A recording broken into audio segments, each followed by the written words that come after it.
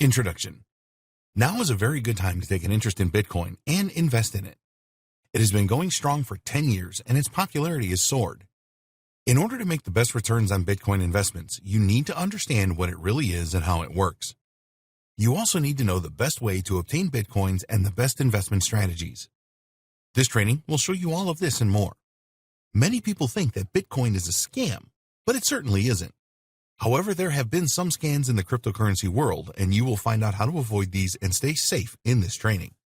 We have worked hard to ensure that everything in this training is explained in the simplest ways.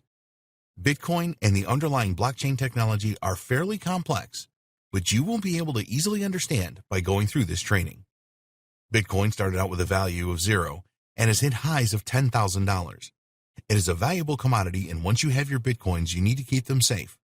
You will learn exactly how to do that.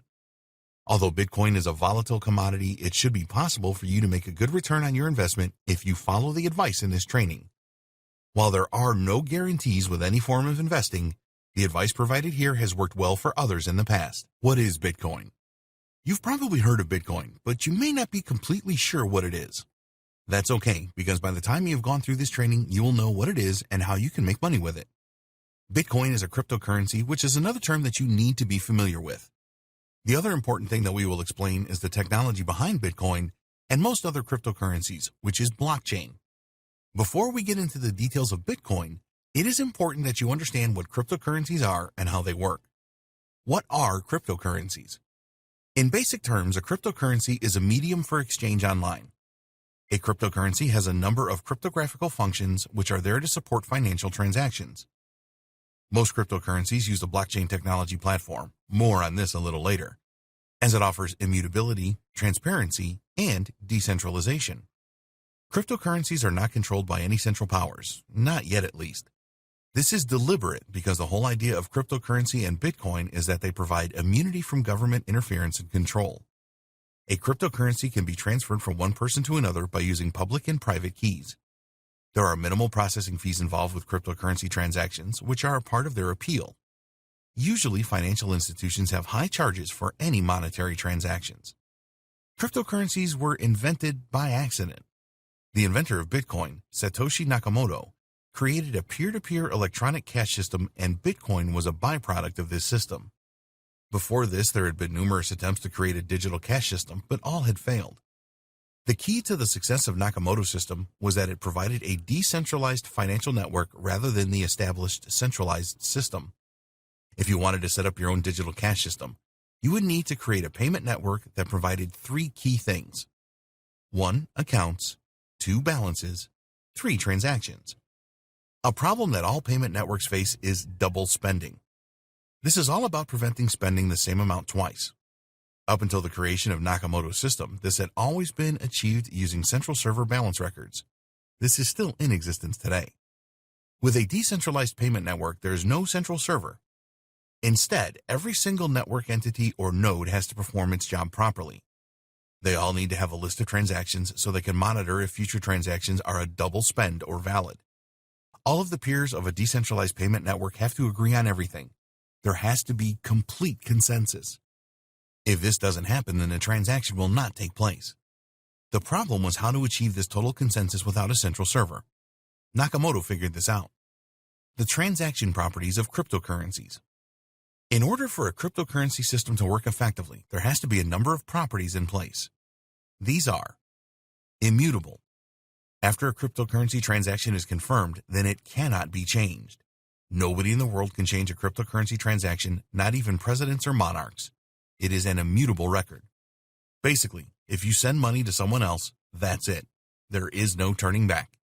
So if you make a mistake or get scammed, then you are stuck with the situation. You do not have the opportunity to reverse the transaction. Pseudonyms. Cryptocurrency accounts and transactions have no connection to real-world identities. You will receive a Bitcoin on an address which is a randomly seeming chain of about 30 characters. You can analyze the transaction flow, but you can't usually connect the transaction to a real person through the address.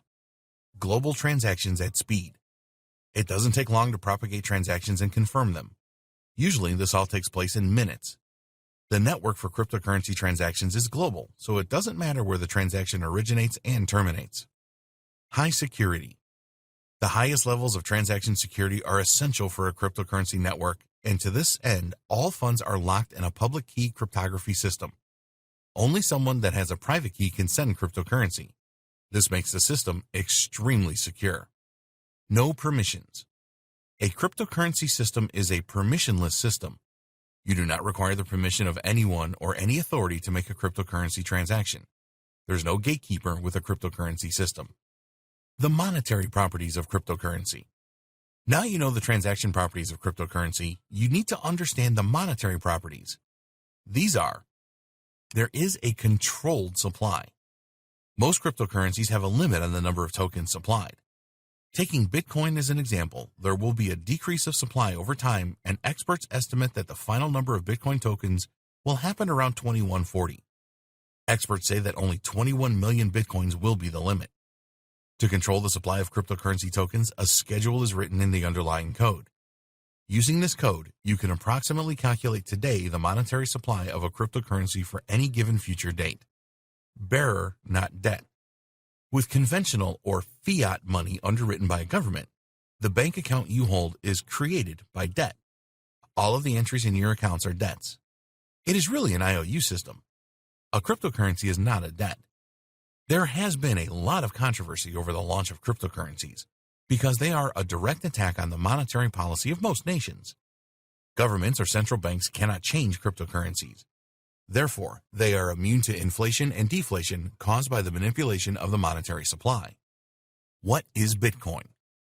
Bitcoin is a cryptocurrency and a virtual type of money. It's really like having an online version of money or cash. You can use Bitcoin to purchase products and services, and more vendors are accepting Bitcoin as a form of payment these days. Some countries feel very threatened by Bitcoin and have banned it completely. There are no physical Bitcoin tokens. You may have seen pictures of Bitcoins, but these are fabrications. The worth of a Bitcoin resides in the private codes they have imprinted inside them. Every Bitcoin is just a computer file stored in what's called a digital wallet. We will discuss digital wallets in more detail in a later video. If you have a digital wallet, then other people can send you Bitcoins or fractions of them. You can also send Bitcoins or fractions to others using your digital wallet. Every Bitcoin transaction is recorded publicly using blockchain technology. This is a transparent network where anyone can trace the history of Bitcoin transactions.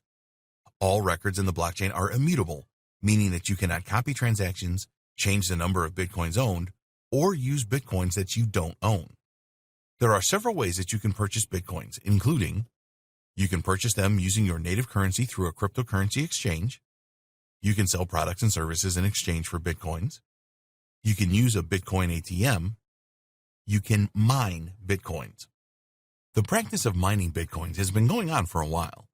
In order to do this, you will need high-end computer equipment and lots of it.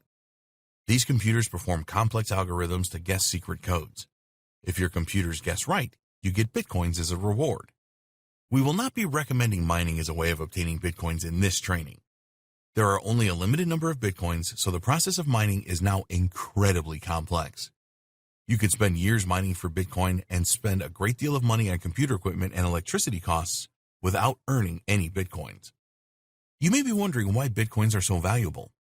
When Bitcoin first started, it had no value, but in 5 years, a single Bitcoin was worth around $1,000. At the time of creating this training, a Bitcoin is worth around $8,000. Why this jump? Well, there are a number of other things in life that have value. Diamonds and gold are a good example. Bitcoins have value because people are willing to trade them for real products and services and also buy them for cash. People like the idea that any governments or central banks do not control Bitcoins. They also like the fact that Bitcoin transactions are pretty anonymous. Yes, there is a record of all Bitcoin transactions, but very few include real-world identities.